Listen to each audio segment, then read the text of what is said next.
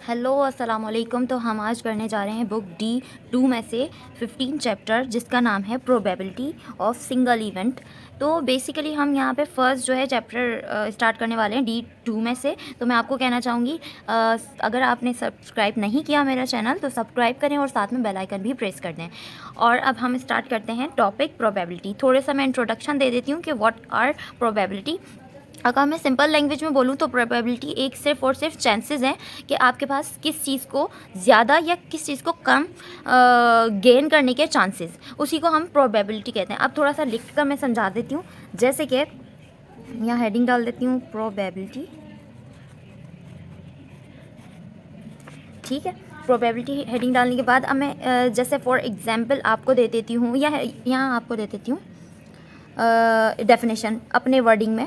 उसकी डेफिनेशन ये हो सकती है द चांसेस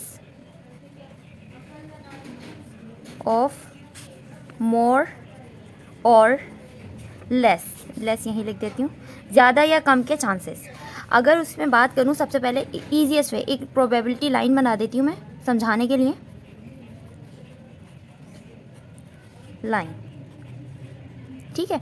अब मैं यहाँ एक लाइन बना रही हूँ और इसको मैं एक सपोज करूँगी कि यहाँ पर ये मेरी लाइन 1 to 10 नंबर्स इस पर लाई कर रहे हैं। और अगर मैं बात करूँ इसको हाफ़ करने की तो मैं यहाँ हाफ़ कर दूँगी। और अगर मेरे पास कोई 10 नंबर्स हैं उसमें से मैं मेरे चांसेस हैं 50-50% के, तो उस 50-50% को यही बोलूँगी यानी कि हाफ़। और मैं वर्डिंग में इसको बोलूँगी लाइकली और not, as likely as not, as likely as not. यानी कि 50-50% चांसेस होते हैं तो हम यही बोलते हैं ना, काम हो भी सकता है काम नहीं भी हो सकता। तो यहाँ पे वही वाली बात आ रही है। लेकिन आपके पास 10 में से बिल्कुल भी कोई चांसेस नहीं हैं तो उसको हम क्या बोलेंगे, उसको हम बोलेंगे नॉट पॉसिबल, ठीक है। उसके बाद अगर मैं बोलूँ कि जैसे कि 10 में से 10% ही आपके पास चांसेस हैं तो उसको ऑब्वियसली हम बोल देंगे सर्टेन, ठीक है। तो ये प्रोबेबिलिटी लाइन कहलाती है जिसमें सिर्फ और सिर्फ समझाने का तरीका एक्सप्लेन किया गया है। अब हम आगे बढ़ते हैं इसके सिंपल फॉर्मूला पे। जैसे कि अगर मैं बात करूँ प्रोबेबिलिटी तो हम प्रोबेबिलिटी का पी लेंगे, उसके साथ में यहाँ लिख दूँगी sample space upon total outcomes. इसका मतलब है, अच्छा सैम्पल स्पेस है तो मैं यहाँ एस लिख देती हूँ जो जिसके बारे में हम फाइंड कर रहे होंगे। अब मैं इसका मतलब समझाने जा रही हूँ एक एग्जांपल से। लेट्स फॉर सपोज यहाँ एग्जांपल आपके पास या तो एक डाइस है, आपने डाइस रोल किया तो फर्स्ट उस रोल में आपका 4 नंबर आया। अगेन आपने रोल किया डाइस तो आपके पास अगेन 4 आया। अगेन रोल किया तो आपके पास 3 आया। फिर उस डाइस को दोबारा आपने रोल किया तो लेट्स फॉर सपोज 6 आया आपके पास नंबर। इसी तरीके से आप डाइस रोल करते गए और आपके पास नंबर आते गए, उन नंबर को आप नोट करते जाएँ। फिर 5, देन अगेन 5, देन 4 अगेन। आ रही है बात समझ? तो अभी मैंने स्टॉप कर दिया रोल करना। तो अब मैं यहाँ देखूँगी ये जो टोटल नंबर्स हैं ना, वो टोटल नंबर्स हमारा क्या कहलाएगा, टोटल आउटकम कहलाएगा। अभी मैं यहाँ पी, इसको पी की जगह पी लिखती हूँ, ठीक है।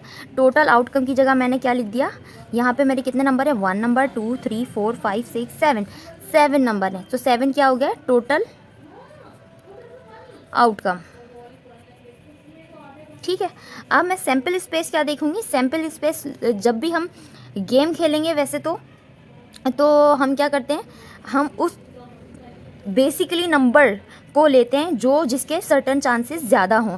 जैसे कि मैं यहाँ पे 4 कितनी बार देख रही हूँ, 3 टाइम 4 देख रही हूँ, 1 बार, 2 बार, 3 बार। तो अगर 4 की प्रोबेबिलिटी चेक करना चाहेंगे तो हम यहाँ सैम्पल स्पेस पे 4 लिखेंगे।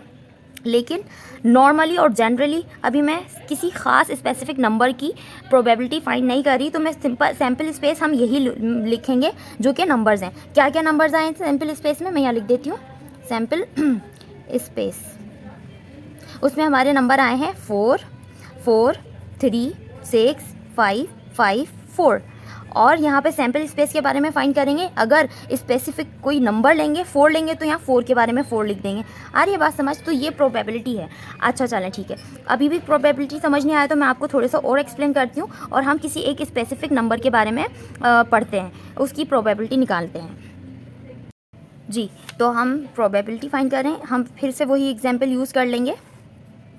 उसमें हम देखेंगे जब डाइस रोल किए तो इसमें हमारा फेवरेबल नंबर जो होगा वो हमारा सैम्पल स्पेस बन जाएगा। जैसे यहाँ मैं सैम्पल स्पेस की जगह लिख दूँगी फेवरेबल नंबर, जैसे यहाँ भी लिखा number of favourable outcome for event. उसके बाद जो हमारा टोटल आउटकम है वो तो टोटल आउटकम ही रहेगा, जितने नंबर ऑफ क्वांटिटी है या जितनी क्वांटिटी है चीज़ों की नंबर्स की वो टोटल आउटकम ही रहेगी। तो यहाँ भी total outcome, total number of possible outcome, मतलब जितने भी आउटकम हैं, टोटल आउटकम्स लिख देती हूँ, आउटकम्स, ठीक है।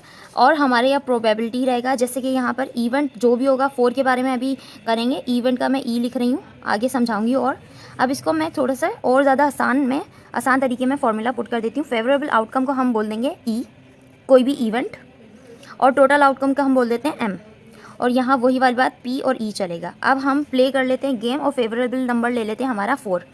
हमारा 4 फेवरेबल नंबर है, इवेंट है, तो हमारा इवेंट 4 जो है कितनी टाइम आया है, 1 टाइम, 2 टाइम और 3 टाइम। तो मैं यहाँ लिख दूँगी 3 टाइम हमारा इवेंट है। और हमारे टोटल आउटकम कितने थे, 1 2 3 4 5 6 7 थे, ठीक है।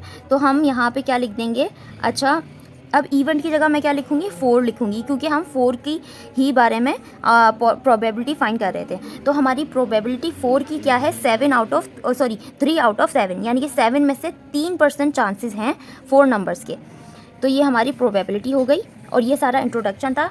आई होप कि आप लोगों को सबको समझ आया होगा। अब हम क्वेश्चन करने चलते हैं, क्वेश्चन नंबर 1 15A चैप्टर का। तो हम यहाँ पर 15A का D2 बुक में से क्वेश्चन नंबर 1 करते हैं। पहले पढ़ लेते हैं है क्या इसमें। A dart board is dividing into 6 equal sector. ये एक बोर्ड है, इस पर हमने वो पिन की तरह एक डार्ट होता है वो फेंकते हैं, और वो गेम है बेसिकली। और वो गेम थोड़ी दूर से फेंकते हैं, जिस भी नंबर पे आके लग जाए वेल एंड गुड, वैसे तो सेंटर में आके लगना होता है। खैर अच्छा, मैं लेट्स फॉर सपोज किसी ने बंदे ने डार्ट फेंका 6 पे लगा, अगेन डार्ट फेंका 6 पे लगा, तो ये जो भी चीज़ें होंगी ना, डेटा कलेक्ट करते जाएंगे, नोट करते जाएंगे, कितने पर्सन ने 6 पे डार्ट फेंका, कितने पर्सन ने 3 पे डार्ट फेंका, या 2 पर, या किसी और नंबर पे। लेकिन फ़िलहाल यहाँ पे अभी हम गेम खेल के उसका सॉल्यूशन नहीं करेंगे, सिर्फ सिंपल उन्होंने ये बोला है व्हेन एक डार्ट बोर्ड है, उसमें 6 सेक्टर हैं, when dart land on it, कोई भी डार्ट इसके ऊपर कोई भी नंबर पे लैंड करेगा, the number of the sector on which it lands is noted. जिस भी नंबर पे डार्ट आके गिरेगा वो नोट हो जाएगा। उसके बाद write down the sample space and state the total number of possible outcome. वही वाली बात जो मैंने पहले आपको समझाई है।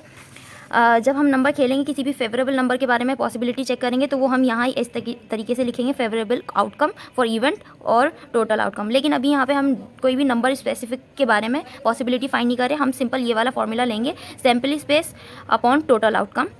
तो यहाँ हम लिख लेते हैं प्रोबेबिलिटी का फॉर्मूला, सैम्पल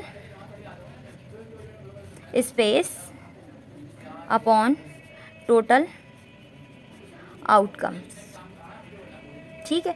अब जब हम, और यहाँ पे एस लगा देती हूँ।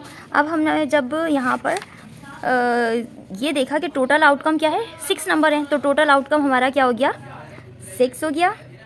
और जो सैम्पल स्पेस हो गया, सैम्पल स्पेस का मतलब है ये इसमें से कोई फेवरेबल नंबर होगा 6 तो 6 लूँगी। वैसे अभी सिर्फ सैम्पल नंबर सारे यही है, 1 2 3 4 5 6 7 नहीं 6, तो हम सारे सैम्पल नंबर लिख देंगे 1 2 3 4 5 6, ये सारे सैम्पल नंबर हैं। और यही अभी फ़िलहाल प्रोबेबिलिटी है, और स्पेसिफिक कोई नंबर की नहीं फाइंड की, और यही हमारा आंसर है जी। तो यहाँ पर क्वेश्चन नंबर 2 देख लेते हैं क्या लिखा है। For each of the following experiments write down the sample space and state the total outcome of possible outcome, total number of possible outcome. अच्छा, इन्होंने बोला जो सैम्पल स्पेस है वो लिख दें, यानी कि जो भी नंबर जितने भी होंगे वो लिख दें, और उसके बाद टोटल आउटकम लिख देना, यानी कि जितने नंबर है उसकी क्वांटिटी लिख देना नीचे। तो पहला पार्ट देख लेते हैं, tossing fair tetrahedron die with faces labelled 2 3 4 5 and respectively. अच्छा, यहाँ एक शेप की बात हो रही है जो कि 3D शेप होती है। टेट्राहेड्रन कुछ इस तरीके से, मैं शायद बना ना सकूँ, इस तरीके से होती है, और चार साइड होते हैं, कुछ हर जगह से ना ट्राइंगल ही दिखता है। अब इस पर ना हर साइड पर नंबर लिखे हुए हैं, 2 लिखा है एक पे, दूसरे पे 3 4 और 5। अब इसको टोज कर रहे हैं, टोज मतलब ऊपर हम फेंकते हैं ज़मीन पर जो भी नंबर आके गिरा तो वो टोज कर रहे हैं। तो बेसिकली हमारे जो सारे सैम्पल्स होंगे वो ये होंगे, टोटल आउटकम क्या होंगे 1 2 3 4 हमारे टोटल आउटकम है। तो हम फॉर्मूला लिखेंगे यहाँ पर। तो अब मैं यहाँ लिख दूँगी इसके नंबर्स बस।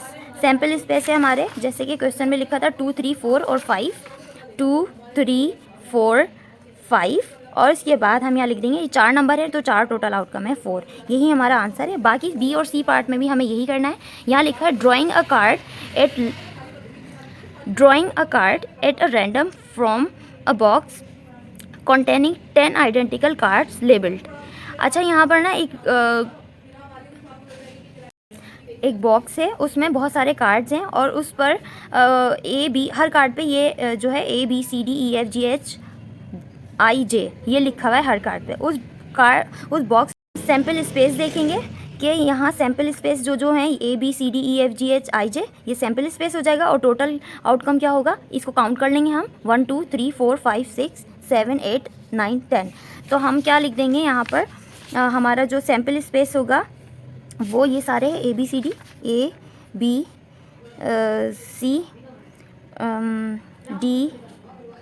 डी मैंने कैपिटल लिखना, DEFG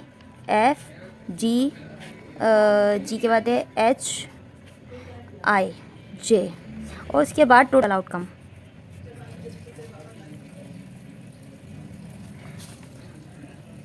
हम यहाँ सी पार्ट पढ़ लेते हैं। यहाँ लिखा है drawing a disc at a random from a bag. एक बैग है, उसमें बहुत सारी डिस्क हैं और डिस्क के अलग अलग कलर हैं और यहाँ बता दिए 5 डिस्क जो हैं वो रेड हैं, उसके बाद 3 डिस्क जो हैं वो ब्लू हैं, 2 डिस्क जो हैं वो ग्रीन है। तो हम यहाँ पे पहले नंबर्स को सैम्पल, रेड है तो 5 टाइम रेड लिख देना है, रेड रेड रेड रेड। फिर उसके बाद जो है 3 हमारे पास ब्लू है तो हम ब्लू का B लिख देते हैं, B B B। फिर 2 हमारे पास ग्रीन है तो G G। अब ये हमारे सारे टोटल आउटकम्स भी हैं और सैम्पल स्पेस भी हैं। जैसे कि सैम्पल स्पेस हमारा यहाँ लिख देंगे, सैम्पल स्पेस हमारा हो गया 5 टाइम रेड है तो R 5 टाइम लिख देते हैं, R R R और ये R। आप नंबर भी डाल सकते हैं 1R 2R 3R, बहुत मुश्किल हो जाएगा ये, बस मैं इतना ही लिख रही हूँ। और 3 टाइम B लिख देंगे ब्लू के लिए और 2 टाइम G लिख देंगे ग्रीन के लिए। ये हमारे सैम्पल स्पेस हो गए और टोटल आउटकम हम यहाँ हेडिंग डाल देते हैं, टोटल आउटकम। तो वो हमारे हो गए, ये काउंट कर लेते हैं हम कितने, 1 2 3 4 5 6 7 8 9 10। तो ये हमारा 10 हो गए, तो यहाँ हम लिख देंगे 10। ये हमारा सॉल्यूशन था और यही हमारा आंसर था। अब डी पार्ट की तरफ चलते हैं।